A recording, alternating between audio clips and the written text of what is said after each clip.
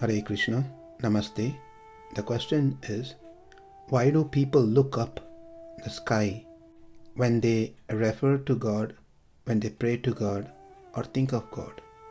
Answer: we heard and learned that God is omnipresent. That is, He is present everywhere. There is no place that God is not present. Therefore, there is no question whether He is present here or there. He is present in the temple. He is present in our house. He is present outside. He is present inside. He is present up in the sky, and He is present down in the earth. But interestingly, there is a quote from Purana which says, Naham tishtami vaikunte yoginam hridyeshu va tatra tishtami narada yatra ghayanti mad bhaktaha. My dear Narada, actually I do not reside in my abode Vaikunta, nor do I reside within the hearts of the yogis, but I reside in that place where my pure devotees chant my holy name and discuss my form, pastimes and qualities. This may appear to be contradicting from what we learn from Bhagavad Gita, but there is no contradiction. The truth is, the Lord is present in Vaikunta, the Lord is present in the hearts of the yogis, and the Lord is present in the place where His pure devotees are chanting His names and the glories. But what the sloka says here is the heart of the Lord, where He likes to be the most. That is, when His pure devotees chant His holy name and discuss His forms, pastimes and quality, that place attracts Him the most. That doesn't mean to say He is not in other places. If we say that, then it goes against one of the essential quality of the Lord, Sarvavyapyatvam, omnipresent.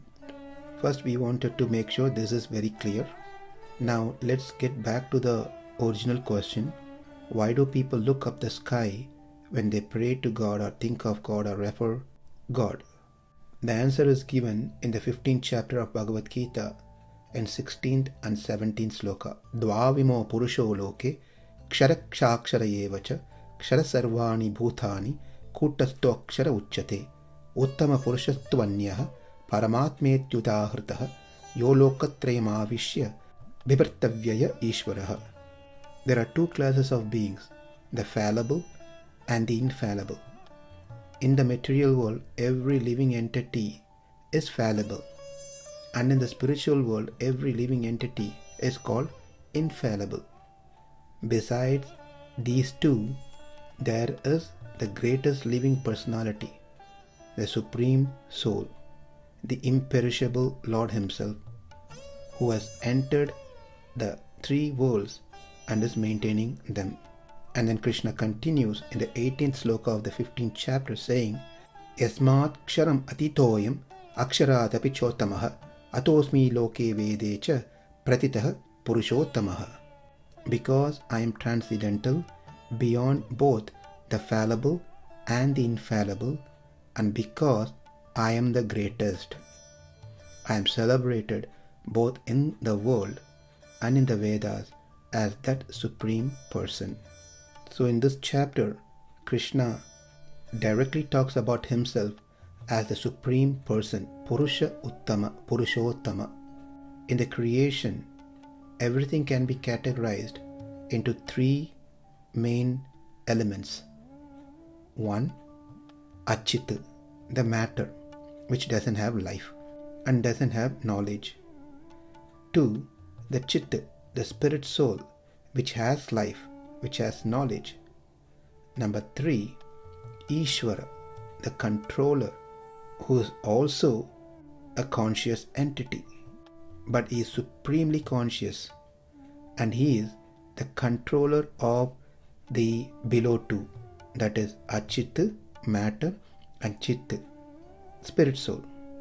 Of the Chit, we can further classify them into three groups: Baddhatma, Muktatma, Nityatma. Baddhatmas or the conditioned living entities, that is, we all. Muktatma are one who was conditioned at one point of time, but through the process of bhakti, they attained the spiritual world. They are liberated souls. Nityatmas are the one who never got conditioned, never was liberated, because they are eternally liberated and situated in the spiritual world forever. The Supreme Lord Ishvara neither falls into Baddhatma category, nor into Muktatma, or nor into Nityatma. Not that the Lord was at one point of time, he was conditioned and then realized and attained Mukti.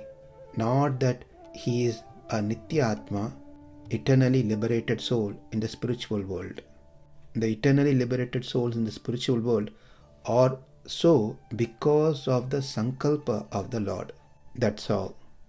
So the first reason is the Lord is neither fall into any of these categories.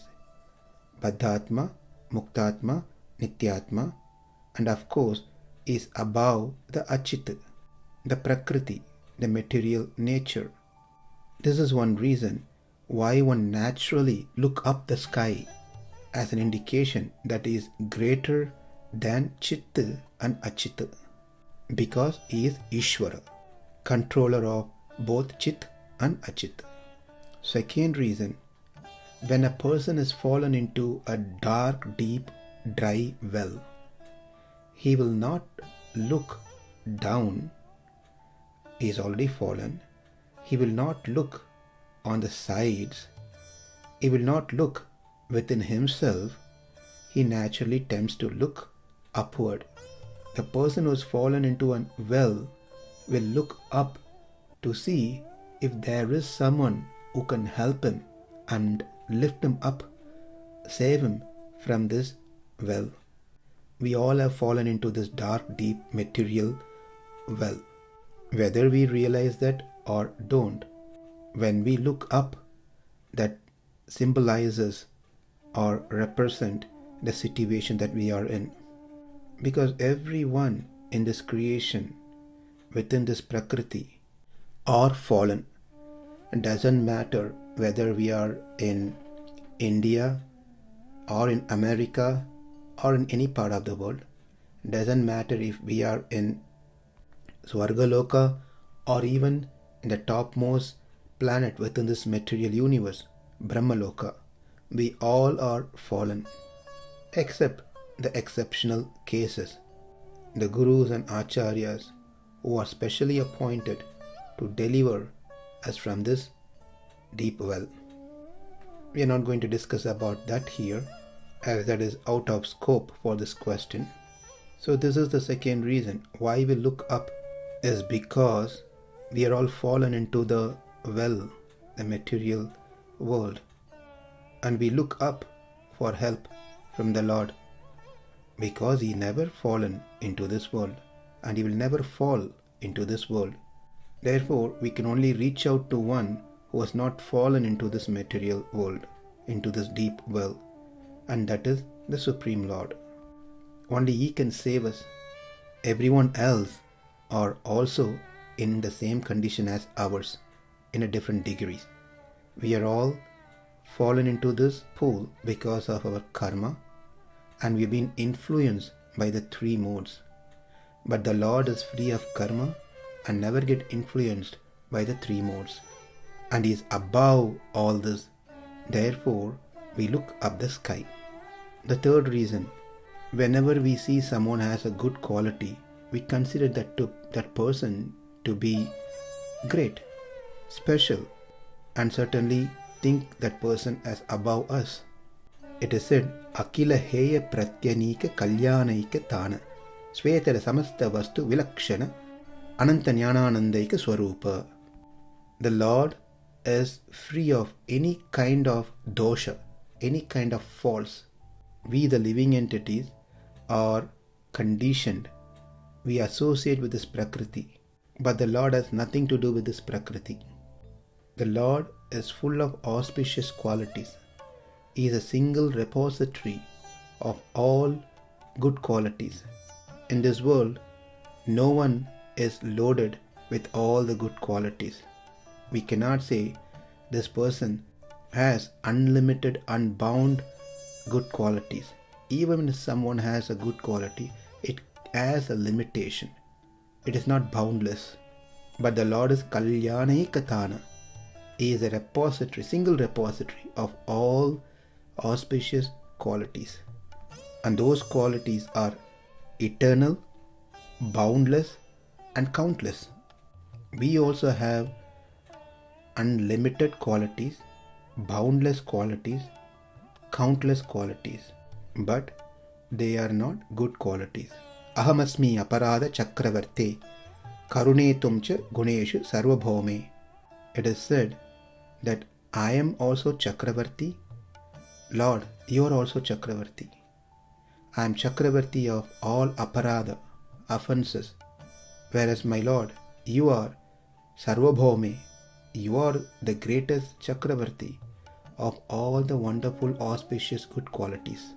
One way you and I are same, in many ways you and I differ.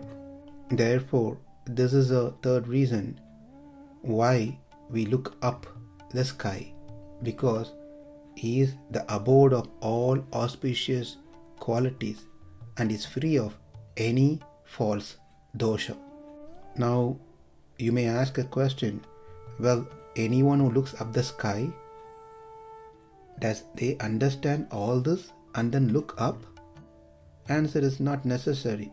Even though they may not have the full understanding of whatever we shared now, they know that He is above all of us. That simple understanding, even that is good enough, that He is superior. He is watching all of us. He is the cause of all this. Therefore, since He is the cause of everything, we better go to the causer to deal with the effects. Also, when we say or see something superior, we always consider that position to be situated somewhere above from where we are. Anything which is special, anything which is superior, great, is always kept high.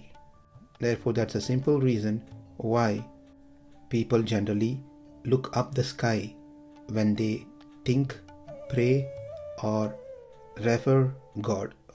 Thank you. Hare Krishna.